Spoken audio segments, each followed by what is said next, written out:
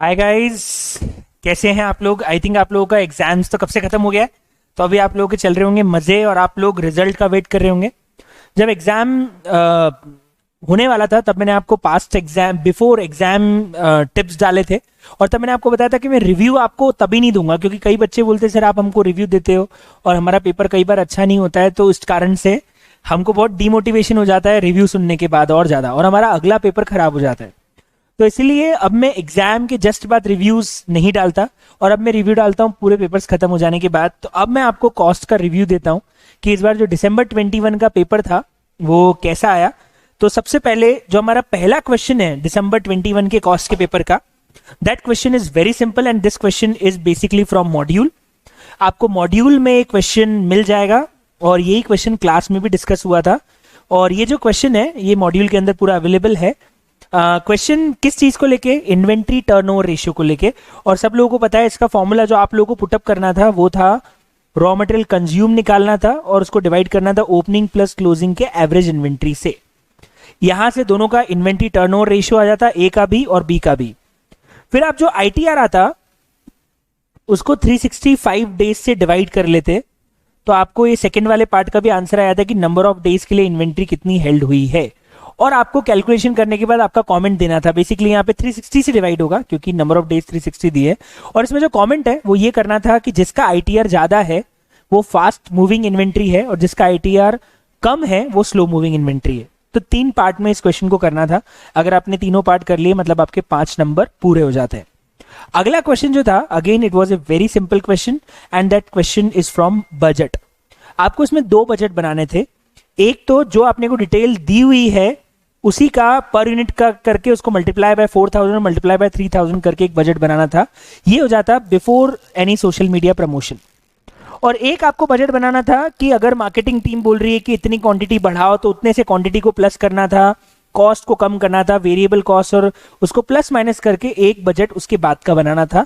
तो करना कुछ नहीं था, जितनी भी फिक्स कॉस्ट है जितनी वेरिएबल कॉस्ट है वो तो पर यूनिट रख लेते थे और फिक्स कॉस्ट को ओवरऑल निकाल लेते थे। जैसे इसकी फिक्स कॉस्ट आएगी 40,000 और इसकी फिक्स कॉस्ट आएगी 30,000, तो बाकी सारी कॉस्ट को तो पर यूनिट के हिसाब से बढ़ा देते और फिक्स कॉस्ट को ओवरऑल करके फिर बढ़ाना था और उसके हिसाब से एक आफ्टर प्रमोशन वाला बजट भी तैयार करना था। तो क्वेश्चन में करना क्या था? 2 बजट तैयार करने थे। एक बिफोर प्रमोशन जो दिया हुआ है एग्जैक्टली उसको मल्टीप्लाई बाय यूनिट्स करके ओवरऑल बजट बनाना था और एक प्रमोशन करना था मटेरियल और क्वांटिटी और ये सब प्लस माइनस और variable overheads plus minus sale price 10% बढ़ा के पूरा इफेक्ट को देना था। तो बहुत ही इजी क्वेश्चन था। क्वेश्चन नंबर सेकंड भी 5 नंबर में, नॉट एट ऑल डिफिकल्ट। तीसरा जो क्वेश्चन था लेबर कॉस्टिंग का, इट वाज वेरी इजी। और उसका कारण क्या है कि इस क्वेश्चन के अंदर आपको स्टैंडर्ड आर दिए हुए हैं 10, एक्चुअल आर दिए हैं 8 और रेट दी हुई है 150। तीनों चीजें दे रखी है। तो आपको रो 1 से अर्निंग निकालनी थी और इफेक्टिव वाली रेट के लिए क्या करना था? जो भी रो 1 से हमारी अर्निंग आती उसको AH से डिवाइड कर लेते तो हमारी इफेक्टिव वाली रेट आ जाती। ये हमारे क्लास का बेसिक क्वेश्चन था। जब मैंने हाल से रो 1 चालू किया था तो जो बेसिक पढ़ाया था ये उसका पार्ट है। सेकंड में यही सेम डेटा रखते पर इसमें करना क्या था कि आपको इफेक्टिव वाली रेट सेम रखनी थी। मतलब जो यहां की इफेक्टिव वाली रेट आई है उसको यहां रख के आपको बैलेंसिंग फिगर में क्या निकालने थे? AH निकालना था। मतलब इस क्वेश्चन में क्या करना था कि आपको फर्स्ट वाली इफेक्टिव वाली रेट को यूज करके सेकंड वाले में AH को आप निकाल सकते थे। उसके लिए सिंपल इक्वेशन बन जाती कि जो हमारा हालसे से इफेक्टिव वाली रेट आता, इफेक्टिव वाली रेट आता रो 1 से वो रख देते हैं into AH is equal to AH into rate plus हमारा हो जाता है यहाँ पे हालसे से निकालना था तो 50% SH minus AH into rate. और इसमें आप क्या करते? बाकी सब फीड कर देते, सिर्फ AH को छोड़ देते तो अपने आप आपका AH निकल के आया था। ये हमारे नोट्स के अंदर भी क्वेश्चन नंबर 3 है।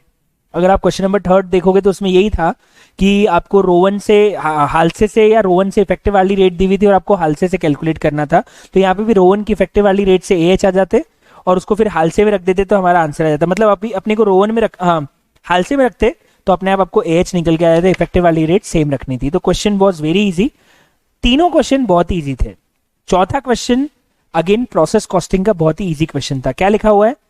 मटेरियल आया है प्रोसेस 1 से 80,000 का, वेजेस हैं और ओवरहेड्स है। नॉर्मल लॉस इनपुट का 5% है, हमारे पास इनपुट क्वांटिटी दी हुई है। अच्छा 9650 आउटपुट है और इनपुट क्वांटिटी 10,000 है, तो पहली बात तो 500 यूनिट्स का नॉर्मल लॉस हो जाता। ये हमें 9650 का क्या दे दिया, आउटपुट दे दिया। और इस क्वेश्चन में 9650 का मतलब इस क्वेश्चन में बेसिकली एबनॉर्मल गेन है। कितने का एबनॉर्मल गेन आ रहा है, 150 यूनिट्स का, क्योंकि 10,000 का इनपुट है, 9650 का आउटपुट है, तो 350 का एक्चुअल लॉस है, जबकि 500 का लॉस होना था, तो 150 का एबनॉर्मल गेन है। तो इस क्वेश्चन के अंदर सिंपल हम कॉस्ट पोनेंट निकाल के एक तो इसमें प्रोसेस अकाउंट बना लेंगे, इसमें 2 अकाउंट और बनाने पड़ेंगे, एक तो नॉर्मल लॉस अकाउंट बनाना पड़ेगा और एक एबनॉर्मल गेन अकाउंट बनाना पड़ेगा। इसमें याद रखना मेन एडजस्टमेंट क्या था, जो नॉर्मल लॉस का इफेक्ट है वो ये होता है कि एबनॉर्मल गेन जो होता है वो यहां से नॉर्मल लॉस से स्क्रैप वैल्यू चार्ज करता, मतलब यहां से इधर ले जाता और यहां से स्क्रैप वैल्यू चार्ज करता। वो एक नॉर्मल लॉस और एबनॉर्मल गेन वाला ट्रीटमेंट अपने को ध्यान रखना था। बाकी क्वेश्चन इतना इजी था कि ये भी बेसिक क्वेश्चन है हमारे नोट्स का और ये बेसिक डिस्कशन में ही कवर हो जाता है। तो आई थिंक 20 नंबर पूरे पक्के थे।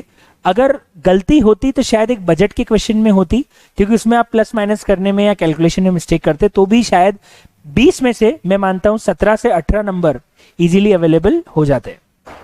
अगला जो हमारे पास में क्वेश्चन दिया हुआ है, ये क्वेश्चन मेरे नोट्स के अंदर है, एग्जैक्ट कॉस्ट शीट का एक क्वेश्चन है और एक क्वेश्चन एग्जैक्टली मेरे नोट्स के अंदर भी अवेलेबल है। तो इसका सॉल्यूशन मैं आपको, पर इसमें अमाउंट शायद सेम है, अमाउंट भी सेम है, इवन फिगर्स भी सेम है, एक एक चीज पूरे हमारे नोट्स से एग्जैक्ट मैच करती हुई है।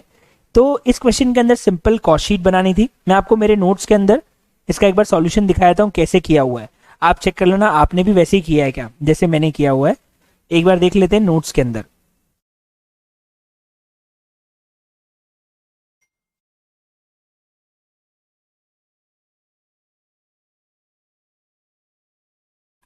ये क्वेश्चन नोट्स में मिल जाएगा।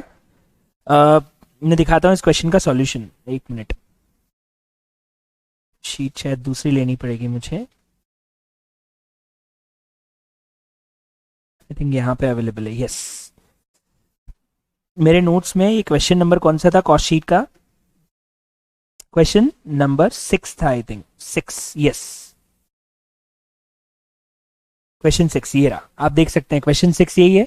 मैन्युफैक्चरिंग लेदर है, इवन मोस्टली सारे फिगर्स भी एग्जैक्टली सेम है और ये क्वेश्चन बहुत पुराना है, कोई नया क्वेश्चन नहीं है, पर आईसीआई ने इसे वापस पूछ लिया, एग्जैक्ट डेटा भी सेम है। तो मैं आपको सॉल्यूशन 6 का आंसर दिखा देता हूं एक बार कि कैसे उसको करना था सॉल्व। सॉल्यूशन नंबर 6 देखिए, सॉल्यूशन नंबर 6 में सबसे पहले वर्किंग नोट बनेगा रॉ मटेरियल कॉस्ट का, जिसमें लेदर की कॉस्ट, कॉटन की कॉस्ट, उसका फ्रेट आ जाएगा और कटिंग का स्क्रैप यहां से माइनस हो जाएगा।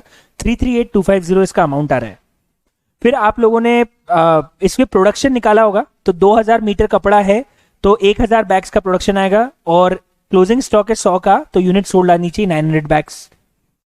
डेप्रिसिएशन आ रहा होगा 16,500, रेंट आ रहा होगा, एरिया के हिसाब से बांट देंगे रेंट को, और ये कॉस्ट शीट बनी थी। तो अमाउंट और पर यूनिट दोनों बनाया है मैंने, material cost, labour cost, expenses. आप देखना आपका जो क्लोजिंग स्टॉक है वो आना चाहिए 63275 का, मतलब इसकी पर यूनिट कॉस्ट आनी चाहिए 632.75 की, और ऑफिस का खर्चा और ऑफिस रेंट यहां जुड़ जाएगा, सेलिंग जुड़ जाएगा, और फाइनली कॉस्ट ऑफ सेल आ रहा होगा 726475 का। एग्जैक्ट यही क्वेश्चन आपके एग्जाम में था और ये क्वेश्चन हमारे नोट्स में ऐसा का ऐसा डिक्टो क्वेश्चन था, ठीक है। तो इसका कॉस्ट आएगा 726475 और आई थिंक सारे खर्चे भी एग्जैक्टली सेम है, तो ये पूरा का पूरा कैलकुलेशन जो है ये एग्जैक्ट ऐसा का ऐसा करना था और ये पूरी की पूरी कॉस्ट शीट ऐसी कैसी बनानी थी। मेन पॉइंट एक तो क्लोजिंग स्टॉक की वैल्यू निकालने का था, एडमिनिस्ट्रेटिव ओवरहेड, सेलिंग ओवरहेड और कॉस्ट ऑफ सेल्स निकालने का पॉइंट था, ठीक है। तो ये एक क्वेश्चन एग्जैक्टली हमारे नोट्स में से आ गया था आपकी एग्जाम के अंदर, दैट वाज 10 मार्क्स क्वेश्चन, और एक क्वेश्चन का मैंने पूरा आंसर भी आपको एग्जैक्टली बता दिया। यही सब चीजें निकालनी थी, पूरी कॉस्ट शीट प्रिपेयर करके raw material cost, prime cost और कॉस्ट ऑफ सेल्स निकालना था। प्रॉफिट नहीं दिया है तो एक क्वेश्चन सेल्स तक नहीं जाएगा, कॉस्ट ऑफ सेल्स पे खत्म हो जाएगा। अगला क्वेश्चन बहुत इजी, क्या लिखा हुआ है, कंपनी ने 2 लाख यूनिट्स का बजट बनाया है और कंपनी की वेरिएबल कॉस्ट 16 रुपए और फिक्स कॉस्ट 4 रुपए। पहली बात तो अपन यहां लिख देते हैं, कंपनी की टोटल कॉस्ट 20 रुपए है और कंपनी को प्रॉफिट चार्ज करना है 20% ऑन कॉस्ट, तो ये आ जाएगी 4 रुपए, तो ये हमारी सेल प्राइस आ जाएगी 24 रुपए की। ये तो आप लोगों ने निकाल ही लिया होगा। अब अपने को वेरिएबल कॉस्ट दिया है 16 और सेल प्राइस दी है 24 रुपए, मतलब यहाँ पे मेरा कॉन्ट्रीब्यूशन आ रहा है 8 रुपए का। और अगर हम पीवी रेशियो निकालें तो पीवी रेशियो आ जाएगा 33.33%, ये भी आ गया होगा। फिक्स कॉस्ट देखें तो फिक्स कॉस्ट है 2 लाख यूनिट इंटू 4 रुपए के हिसाब से 8 लाख रुपए की। आप लोगों ने 8 लाख रुपए की फिक्स कॉस्ट भी निकाल दी होगी। बस अब क्या करना है, बीपी निकालना है, fix cost divide by PV ratio. PV ratio पर निकाल ही चुके हैं। अगर प्राइस 10% गिर जाए तो हमारा प्राइस जो है वो 24 से 10% गिर के हो जाएगा 22.6 माइनस 21.6 और minus sale price variable cost हम 16 रख देंगे, नया पीवी रेशियो भी आ जाएगा, पूरा क्वेश्चन सॉल्व हो जाएगा। मेनली सिर्फ इसमें यह ध्यान रखना था कि सेल प्राइस है, वेरिएबल कॉस्ट है, फिक्स कॉस्ट है और पीवी रेशियो, बस। So question was very easy. एक भी स्पेशल पॉइंट इस क्वेश्चन के अंदर नहीं था, मार्जिनल के बहुत इजी क्वेश्चन में से एक था जो कि 10 नंबर के अंदर एग्जाम के अंदर पूरा का पूरा एज इट इज आ गया। अगले क्वेश्चन पे चलते हैं। ये क्वेश्चन एक्चुअली हमारे नोट्स में स्कूल बस वाले क्वेश्चन के जैसा है, बस फर्क ये है कि इन्होंने यहाँ पे आईटी कंपनी नाम लिख दिया स्कूल बस की जगह। बाकी क्वेश्चन एग्जैक्टली वही था कि 8 बसेस हैं और दिन में एक शिफ्ट करती है, रात को एक शिफ्ट करती है। तो देखा जाए तो 30 किलोमीटर जो है वो एक शिफ्ट में वन वे चलता है, मतलब आने जाने का 60 किलोमीटर है। और एक दिन में ऐसी 4 शिफ्ट वो लोग लगाएगी तो रोज बस 240 किलोमीटर चलेगी। और इंटू 5 बसेस 8 बसेस कर लेंगे तो टोटल किलोमीटर्स भी आ जाएंगे, एक बस का भी और 8 बसेस का भी। तो ये एग्जैक्ट क्वेश्चन आपके मॉड्यूल में भी है। मैं आपको बता दूं मॉड्यूल में क्वेश्चन कौन सा मिलेगा, मॉड्यूल में भी एक क्वेश्चन मिलेगा स्कूल बस वाला, एग्जैक्ट वैसा का वैसा क्वेश्चन एग्जाम में आ गया था, बस उन्होंने उसको आईटी कंपनी में कन्वर्ट कर दिया। इसमें भी इंप्लॉइज हैं, आधे इंप्लॉइज 15 किलोमीटर तक जा रहे हैं, आधे इंप्लॉइज 15 किलोमीटर के आगे जा रहे हैं। तो इसमें इक्वेशन बना के भी सॉल्व कर सकते थे या फिर नंबर ऑफ पीपल का इक्विवेलेंट करके भी सॉल्व कर सकते थे कि 15 किलोमीटर वाले आधे लोग हैं और आधे किलोमीटर 15 के आगे जा रहे हैं, तो उनका जो फेयर है वो उस प्रपोर्शन में बढ़ जाता और उसके हिसाब से पूरा का पूरा क्वेश्चन सॉल्व हो जाता। तो एक क्वेश्चन मैंने नोट्स में भी है, क्लास में भी कराया है और ये क्वेश्चन मॉड्यूल में भी है, स्कूल बस वाला क्वेश्चन। तो ये क्वेश्चन में भी कहीं से कहीं तक दिक्कत आने वाली नहीं थी। अगला है एक्टिविटी बेस्ड कॉस्टिंग का क्वेश्चन, जो कि हर बार मैं बोलता हूं एग्जाम में 10 नंबर में आएगा ही आएगा। Cost sheet, activity based costing, service sector, तीनों आप देखोगे 10-10 नंबर के अंदर पूछे हैं। तो ये क्वेश्चन भी 10 नंबर के लिए एकदम वैलिड है। क्या है, रेवेन्यू दिया है, सीओजीएस दिया है, number of purchase order, delivery, stock shelf. ये मैं आपको बता दूं एग्जैक्ट क्वेश्चन मॉड्यूल के अंदर है। पीछे प्रैक्टिस क्वेश्चन में या इलिस्ट्रेशन में मॉड्यूल में आपको एग्जैक्ट क्वेश्चन मिल जाएगा। इसमें बस मेन पॉइंट था, एक तो ड्रग लाइसेंस जो कॉस्ट है ना वो 2:3:5 में बढ़ जाएगी, मतलब एबीसी में सीधे ड्रग लाइसेंस की कॉस्ट को बांट देंगे, कुछ और एलोकेशन करने की जरूरत ही नहीं, 2:3:5 में। ऑर्डरिंग के लिए परचेज ऑर्डर 2000 दिए तो इससे हमारी एक्टिविटी रेट आ जाएगी 8,30,000 डिवाइड बाय 2000, और जो एक्टिविटी रेट आएगी इसको इंडिविजुअल ऑर्डर से मल्टीप्लाई कर देना तो इनका तीनों का ओवरहेड आ जाएगा। फिर अगले वाले का पर डिलीवरी निकाल के उसको इंडिविजुअल डिलीवरी से मल्टीप्लाई कर देना तो इसके ओवरहेड्स आ जाएंगे। फिर स्टॉक शेल्फिंग दिया हुआ है, उसकी ओवरहेड रेट निकाल के उसको स्टॉक शेल्फिंग से मल्टीप्लाई कर देना तो तीनों के ओवरहेड्स आ जाएंगे। और यहां से ओवरहेड रेट निकाल के इसको नंबर ऑफ कस्टमर्स से, नंबर ऑफ यूनिट सोल्ड से मल्टीप्लाई कर देना तो आपके नंबर ऑफ कस्टमर्स से असिस्टेंस है तो यूनिट सोल्ड से डिवाइड कर देना और यहां से मल्टीप्लाई कर देना तो आपके ओवरहेड आ जाएंगे। इन सबको टोटल कर लोगे तो आपको टोटल कॉस्ट निकल के आ जाएगी और यहां से आपका पूरा का पूरा क्वेश्चन सॉल्व हो जाएगा। एक बार होगा सीओजीएस के हिसाब से और एक बार होगा एक्टिविटी बेस के हिसाब से। ये क्वेश्चन हमारे मॉड्यूल के अंदर है, मॉड्यूल में आपको एग्जैक्ट ये क्वेश्चन मिल जाएगा। 10 नंबर का एक क्वेश्चन एग्जैक्ट मॉड्यूल से आ गया फिर से, मतलब मॉड्यूल और नोट्स बहुत इंपॉर्टेंट है इस एग्जाम में। मॉड्यूल बहुत सारा पूछा है और मैं आपको हमेशा बोलता था कि मॉड्यूल से क्वेश्चंस करने ही करने हैं। मॉड्यूल और नोट्स दोनों बहुत ही इंपॉर्टेंट है। अगले क्वेश्चन पे चलते हैं। It was a very easy question of contract costing. ये क्वेश्चन कहां मिलेगा, मेरे नोट्स के अंदर क्वेश्चन नंबर 9 है आई थिंक, जहां पे ओपनिंग बैलेंसेस दिए और क्लोजिंग दिए। करना क्या था, सबसे पहले जो ओपनिंग वर्क सर्टिफाइड ओपनिंग है इन सबको कॉन्ट्रैक्ट में लिखना था। ये ओपनिंग में आ जाएगा, ये जो है ये ओपनिंग आउटस्टैंडिंग है तो ये माइनस हो जाएगा और ये प्लस हो जाएगा। वेजेस आउटस्टैंडिंग ये माइनस हो जाएगा, ये वेजेस में प्लस हो जाएगा। ये ओपनिंग मटेरियल साइड है, ये क्लोजिंग में आ जाएगा। वर्क अनसर्टिफाइड क्लोजिंग नहीं दिया है तो निकाल सकते हैं। वो कैसे निकलेगा, हम पहले वर्क अनसर्टिफाइड निकालने के लिए कॉस्ट अप टू डेट रख लेंगे, उसको डिवाइड कर लेंगे वर्क कंप्लीटेड के परसेंटेज से और मल्टीप्लाई करेंगे वर्क अनसर्टिफाइड के परसेंटेज से, तो आपको वर्क अनसर्टिफाइड भी निकल के आ जाएगा। बाकी डिटेल क्वेश्चन में बहुत इजी दी हुई है, मटेरियल परचेज ये डेबिट हो जाएगा कॉन्ट्रैक्ट में, ये डेबिट हो जाएगा, ये डेबिट हो जाएगा, ये डेबिट हो जाएगा, ये सब खर्चे डेबिट हो जाएंगे। सब कॉन्ट्रैक्ट रिटर्न है, ये क्रेडिट हो जाएगा कॉन्ट्रैक्ट के अंदर, ये भी क्रेडिट हो जाएगा कॉन्ट्रैक्ट के अंदर। यहां से नेट कॉस्ट आ जाएगी, वो हमारी कॉस्ट अप टू डेट हो गई। उसको यहां रख के वर्क कंप्लीटेड क्वेश्चन में दिया होगा, नीचे देखो क्वेश्चन में नीचे लिखा होगा कितना परसेंट वर्क कंप्लीटेड है। 70% वर्क हमारा सर्टिफाई हो चुका है, और कहीं लिखा होगा कंप्लीटेड कितना है, 30 लाख का कॉन्ट्रैक्ट है, 80% कंप्लीटेड है। मतलब देखा जाए तो 10% अनसर्टिफाइड होने वाला है। 80% वर्क कंप्लीटेड है और 70% सर्टिफाइड हो चुका है, तो 10% वर्क अनसर्टिफाइड होगा और नीचे रखा जाएगा 80, और बस कॉस्ट अप टू डेट निकाल के उसको डिवाइड बाय 80 इंटू 10 कर लेंगे तो सीधे वर्क अनसर्टिफाइड की वैल्यू भी आ जाएगी। तो क्वेश्चन बहुत इजी था, हमारे नोट्स में क्वेश्चन 9 है और वर्क अनसर्टिफाइड का कैलकुलेशन है, दोनों को जोड़ दोगे तो एक क्वेश्चन बन जाएगा जो कि एग्जाम में आया हुआ है, क्वेश्चन नंबर 4। बहुत ही बेहतरीन क्वेश्चन, बढ़िया क्वेश्चन, इजी, नोट्स के बिल्कुल भी बाहर नहीं है, कहीं से ही बाहर नहीं है। ये क्वेश्चन एग्जैक्टली नोट्स में भी है, यही क्वेश्चन मॉड्यूल में भी है। रिकंसिलेशन का क्वेश्चन नंबर 1 नोट्स में मिलेगा, क्वेश्चन नंबर 1। इसमें आपको बनाना है मेमोरेंडम स्टेटमेंट, इवन अकाउंट भी नहीं बनाना है, जबकि उसमें तो मेमोरेंडम अकाउंट था, इसमें तो सिंपल अपने को मेमोरेंडम स्टेटमेंट बनाना है। ध्यान रखना कहां से स्टार्ट करना है, फाइनेंशियल से स्टार्ट करना है। तो फाइनेंशियल से स्टार्ट करोगे तो उसका एडजस्टमेंट करते जाना कि ओवर रिकवरी का क्या होगा, ओवर वैल्यूएशन ऑफ स्टॉक का क्या होगा, रेंट का क्या होगा, तो चीजें प्लस माइनस हो जाएगी। और ये भी 5 मार्क्स के लिए एकदम इजी क्वेश्चन था। नोट्स में क्वेश्चन 1 है, मॉड्यूल में भी ये क्वेश्चन आपको एग्जैक्टली मिल जाएगा, और इसमें कोई अलग से मुझे बताने की जरूरत नहीं कि क्वेश्चन को कैसे सॉल्व करना है, बहुत इजी क्वेश्चन है। अगला जो क्वेश्चन है, ये question not difficult, standard costing का ठीक ठाक क्वेश्चन था। सर इसका सॉल्यूशन भी आपके पास है क्या? जी हाँ, मैंने अभी एक क्वेश्चन क्लास में करवाया है, तो इसका सॉल्यूशन मैं आपको बता सकता हूं कि इसको कैसे सॉल्व करना था। दिसंबर 21 में जो एग्जाम में क्वेश्चन आया था, इसका सॉल्यूशन मेरे पास अवेलेबल है, मैं आपको बताया था उसको कैसे करना था। देखिए, सबसे पहले हमको ये डिटेल जो दी हुई है, ये साल भर की दी हुई है, और नीचे जो एक्चुअल दिया हुआ अप्रैल का दिया हुआ है। तो पहली बात, हमको बजट को साल से एक महीने पे लाना पड़ेगा। तो अगर साल की क्वांटिटी 1,20,000 है, तो एक महीने की क्वांटिटी आ जाएगी 10,000। प्लस ये जो सारे खर्चे हैं, इसको हमें पर मंथ लाके वेरिएबल और फिक्स में बांटना था। तो आप देखो, मैंने सबसे पहले यही किया। जो साल का बजट दिया था, इसको मैंने पहले जो सेमी वेरिएबल था उसमें कुछ पोर्शन वेरिएबल में ले गया, कुछ पोर्शन फिक्स में ले गया, और यहां से मैंने साल भर की फिक्स कॉस्ट निकाल ली, साल भर की वेरिएबल कॉस्ट निकाल ली, उसे डिवाइड बाय 12 कर लिया, तो मुझे एक महीने का बजट आ गया। अब एक महीने का बजट मेरे पास अवेलेबल है, ये दो सॉरी, एक महीने का बजट मेरे पास ओवरहेड्स का अवेलेबल हो गया, इधर भी और इधर भी। एक्चुअल मुझे क्वेश्चन में दिया हुआ था ये भी और ये भी। डेज मुझे क्वेश्चन में दिए थे 20 की जगह 19 है। कहां दिए थे आप देखोगे तो क्वेश्चन में बोला है 20 वर्किंग डे है, लेकिन उसमें से एक हॉलीडे हुआ है, तो कैलेंडर वेरिएंस आ जाएगा एक दिन का।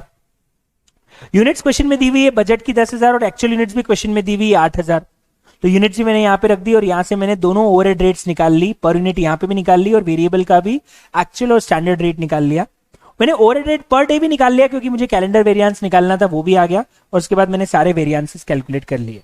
फिक्स ओवरहेड वेरिएंस सीधे आ जाएगा, 1,09,000 का बजट था, 121,520 का एक्चुअल है।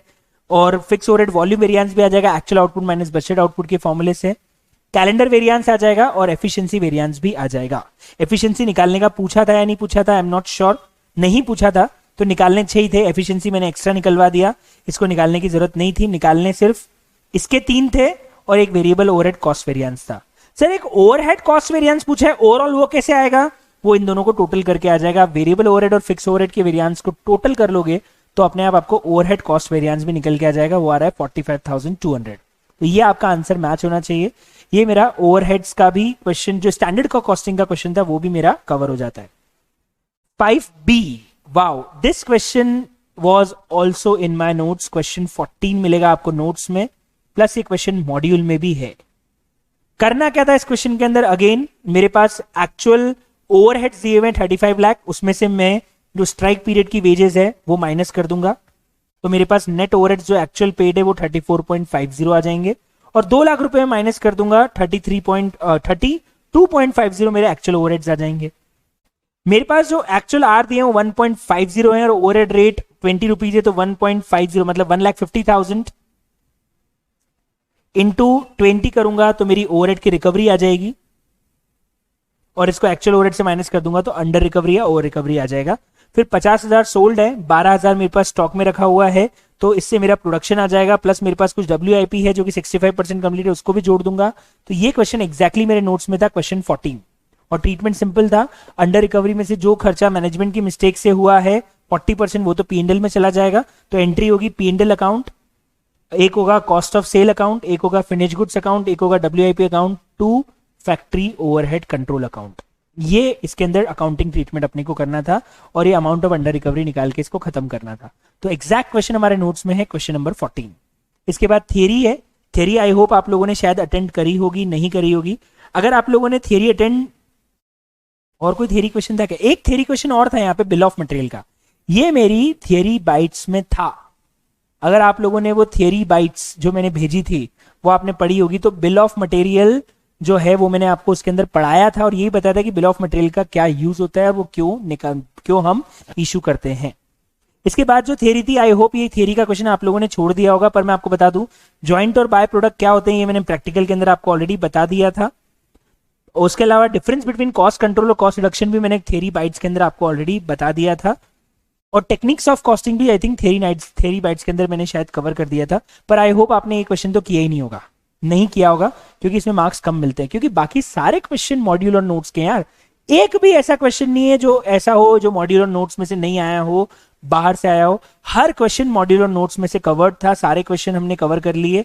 तो ये क्वेश्चन पेपर इतना ईजी था कि अगर इसको ढंग से आप लोगों ने सॉल्व किया हो तो मेरे हिसाब से इसमें आपका टारगेट 90 अबव का होना चाहिए। पर बच्चों को ये पेपर थोड़ा सा लेंदी जरूर लगा था। बच्चे बोले सर हमारा छूट गया। जिन्होंने थियरी अटेंड किया होगा उनका तो 100% छूटा होगा, बाकी बच्चों का भी थोड़ा बहुत पेपर छूटा है। पर मेरे हिसाब से आपको अगर 90 भी आपने ढंग से किया है तो इसमें एग्जाम्शन तो आराम से लाई जा सकती है, और एग्जाम्शन आप लोगों की आ भी जाएगी अगर आपने सिर्फ नोट्स और मॉड्यूल अच्छे से किए थे तो भी। स्टेप मार्किंग होती है तो उसकी प्रॉब्लम नहीं आएगी, और किसी क्वेश्चन में छोटी मोटी गलती होगी थोड़े बहुत मार्क्स उसके में भी मिल जाएंगे। तो इसमें मेरे को पता है इस बार 90 प्लस बहुत सारे बच्चों के आने वाले। कॉस्ट का पेपर इतना इजी आया था। बेसिकली मॉड्यूल, नोट्स और पास्ट एग्जाम्स करने के बाद कॉस्ट का पेपर कभी डिफिकल्ट होगा ही नहीं। तो आई होप आपका पेपर अच्छा गया होगा। पेपर लेंदी जरूर था, थोड़ा सा छूटा होगा, लेकिन पेपर दिक्कत नहीं आई होगी सॉल्व करने में। ठीक है, आई होप ये रिव्यू आपको क्लियर कर दिया होगा सारी चीजें।